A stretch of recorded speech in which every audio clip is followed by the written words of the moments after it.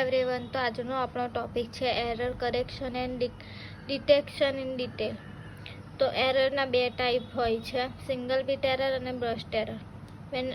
When data is transmitted from one device to another device, the system does not generate whether the data received by the device is identical to the data transmitted by another device.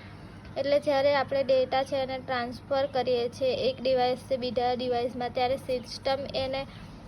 System જે receive કરે છે એને ખબર નથી હોતું, એ identify નથી કરતું કે ડેટા છે એ ટ્રાન્સફર કર્યા છે બીજા ડિવાઇસમાં એ કયા રીતના છે. તો એમાં આપણે બે પ્રકારની એરર હોય છે, સિંગલ અને બ્રસ્ટ.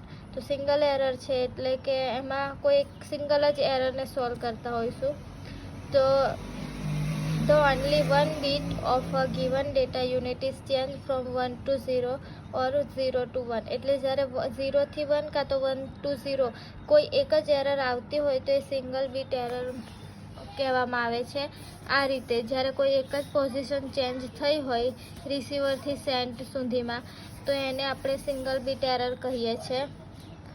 Single bit error does not appear more linked in series data transmission.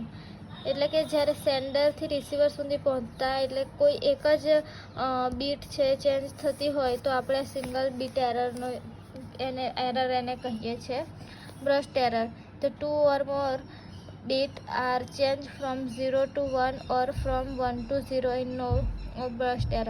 એટલે કે કોઈ બે કરતાં વધારે એરર જ્યારે આવતી હોય ત્યારે એને બ્રસ્ટ એરર કહેવામાં આવે છે. એમાં પણ આપણે જે રીતે આમાં એક બીટ ચેન્જ થતું હતું એ રીતે એમાં 2 થી વધારે બીટ ચેન્જ થાય છે. આ રીતના અહીંયા 0 હતું તો અહીંયા રિસીવર સુધી પહોંચતા 1 થઈ ગયું, અહીંયા પણ 0 હતું તો 1 થઈ ગયું, અને અહીંયા 0 છે તો અહીંયા પણ 1 થઈ ગયું. તો આ રીતે જે ચેન્જ થઈ જાય છે, તો અહીંયા 2 કરતાં વધારે એરર આવી છે એટલે 3 એરર છે, તો પછી આને આપણે બ્રસ્ટ એરર કહીશું.